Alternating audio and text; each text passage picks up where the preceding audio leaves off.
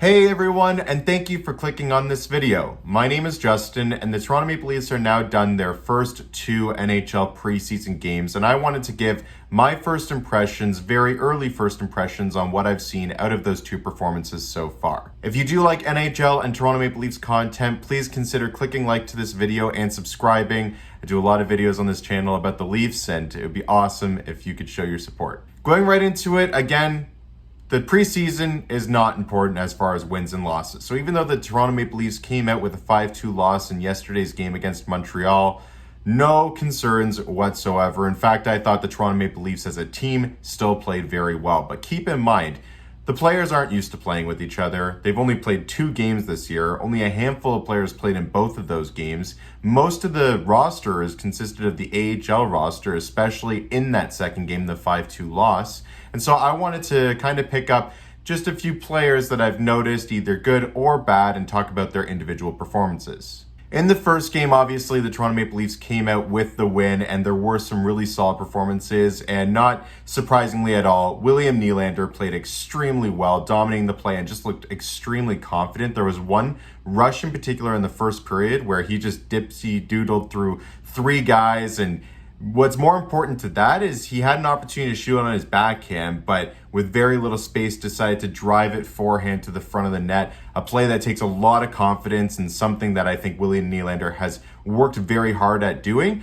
And that was an extremely good sign to see that he was willing to make that move instead of taking a low scoring opportunity backhand shot from where he had it previous. But what was also great to see was John Tavares being back, playing hockey again after that scary incident last year in the playoffs against Montreal. Back on the ice, playing obviously full contact hockey and being rewarded with a goal and looking very good throughout the entire game as well. I always was very excited about Michael Bunting coming to this team as soon as he signed his contract in free agency. But what I keep telling people is that, yeah, he shot an extremely high clip last year that he won't be able to replicate this year. But it's not like he was shooting from random spots in the ice and the puck was just going in the net. He was going to the areas that you know you were going to have success scoring in the NHL, going to the front of the net, getting deflections and getting rebounds. And what did he do this game?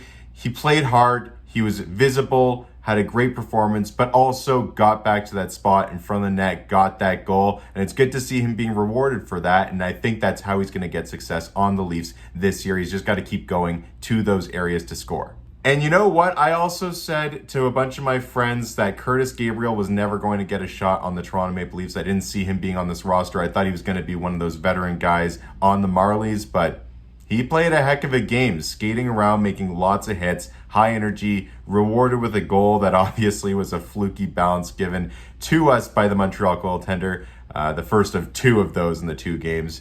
But, I mean, he played extremely well, and I can see a situation where Wayne Simmonds and Curtis Gabriel with flip-flop games, give them about half the season each, and they can be interchangeable. They play a very hard style of hockey that is very taxing on the body just physically. So I can see them being interchangeable, and I actually see if Curtis Gabriel can keep up that effort, he's not a very good skater, and that showed throughout this game, but if he keep up the effort, finishing checks, playing high energy, getting in fights, and if he can chip in a goal here or there, he's a good acquisition to the team. And I want to give a worthy shout out as well, Michael Hutchinson, a goalie that's taken a lot of flack during his Leafs career, played extremely well. I don't think you put much stock into goaltending performances in preseason. I don't think they're going at full effort. They don't want to risk any injury, and the defense is obviously filled with a lot more holes that they get a lot more scoring chances in preseason. So I don't want to put too much credit into this, but good for him playing the game, playing solid, gave up that 1 goal at the end there, but he didn't have much chance on it. Ian Scott came in at the 3rd period, but obviously got hurt and had to leave.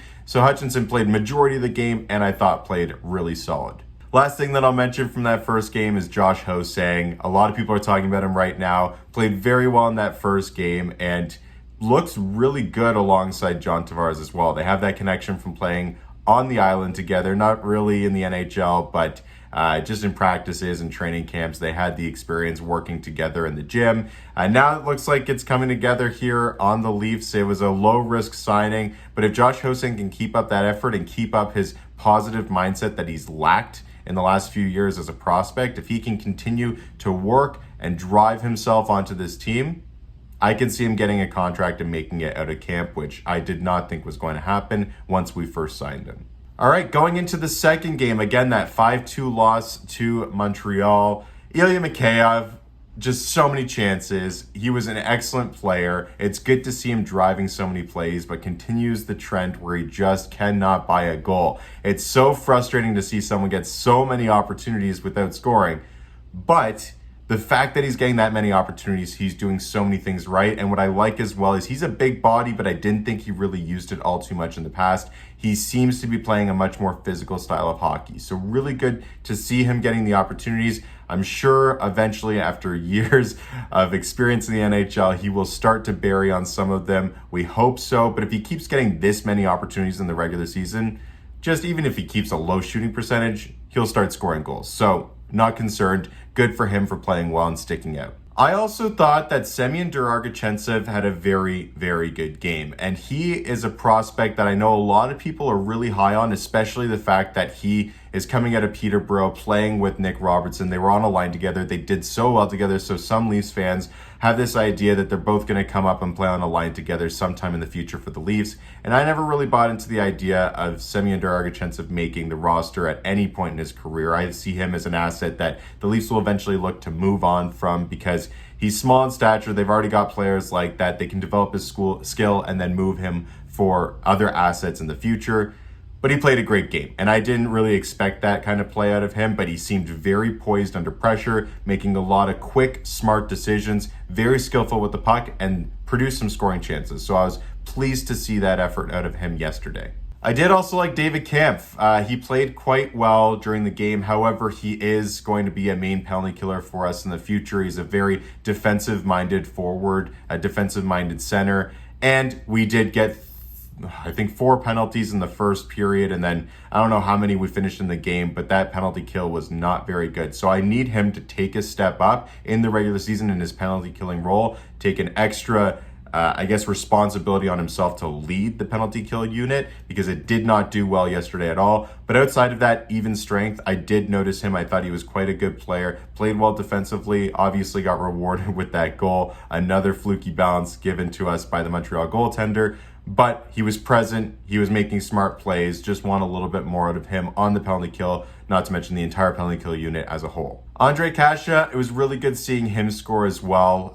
If he's a player that can stay healthy this year, which he has not been able to do in the past few seasons, he could easily put up 20, 25 goals as a third liner. And that might be a little bit ambitious, but he is a player that knows how to score and knows how to drive offense. And the fact that he scored in this game was an optimistic sign that he still knows how to get to the areas to score. Obviously, that goal was from pretty much right in front of the net from the goal crease. So the fact that he's going there in a preseason game shows his desire to just get the puck in the net. And I'm hoping that, again, he can stay healthy for a full season, because I'm very curious to see what kind of numbers he can put up. Mitch Marner, after a full offseason of being absolutely hated on, played terrific in this game. He was the one kind of big top 4 player because Austin Matthews has been out with his wrist surgery. He was that one big star that was in this game for us. So, of course, he was going to be noticeable, but his line mates really weren't. Brooks playing on the first line obviously isn't a role that Brooks would be situated in the NHL, so he was kind of just a filler comparable to Austin Matthews as more of a skill player as opposed to a defensive player, but that's not who Marner's going to be playing with. And then Nick Ritchie wasn't all too visible in this game. I wanted to see a little bit more out of him. It was good that he was able to get physical and get in that fight. That's what we have him for. It was a little unnecessary in this game. But considering the fact that Mitch's line mates were pretty much invisible for this game, Mitch played terrific. Had the puck a lot, saw him in a lot of different opportunities, noticed him shooting a lot more where you could even see it, that he was thinking pass and he really wanted to make the pass, but his second thought was, you know what, I need to start shooting more, and he decided to take those shots, rang one off the crossbar, which was an optimistic sign. I really think he's got a good shot, he just needs to use it more.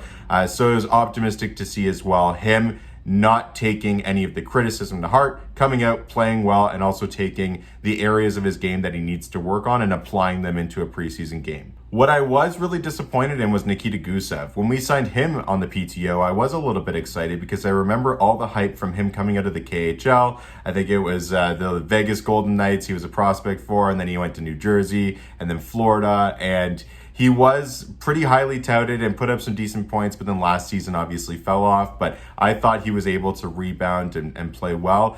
it's hard to judge things off of a 1-game sample size. He could have just not come out to play, but I didn't notice him at all. I saw him take a couple shots where I was thinking, you know what, that's kind of his game. He gets shots off and he can score, but he's pretty one-dimensional. But they didn't seem to drive much of a scoring threat. And other than that, pretty invisible in a preseason game where, you know, most of the Leafs team consisted of Marlies and prospects, so I thought that Gusev had an opportunity to really excel and drive play, and he just didn't. So I don't think, if they're evaluating it off of this first game, I don't think he gets a roster spot off of that, and if he plays in another preseason game, I expect a lot more effort and more prominence on the power play as well. The goalies, again, don't want to put too much stock into it. Jack Campbell let in a few, but a couple of them were not his fault at all. It was just defensive errors that led to those goals. Mrazek, he had the hot glove. It looked good. Nice saves. Got the crowd into it. It looks like Jack Campbell, considering the fact that he started this game, has the upper hand to start the season and the season opener, but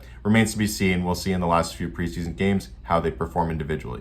So that's what I was able to see from these first 2 preseason games. Most of them were encouraging signs and players that stuck out on the good side. The players that didn't really stick out and didn't make a good impression on me, I don't want to focus on that too much because you don't want to put too much value into prospects playing in some of the first games in the NHL or preseason hockey that they've ever played in. Also, it's a 1-game sample size, so you don't want to put them down too much based on that. But I was encouraged by a lot of the players' performances, and I think that the team is going to have a very difficult time putting the lines together because there are just so many options, so many depth pieces, so many different combinations you can make this roster out of that I'm really curious to see who's able to make it out and what those line combinations eventually pan out to be once the season starts. So what have you thought about the first 2 preseason games? Let me know who stuck out, who was good, who underwhelmed.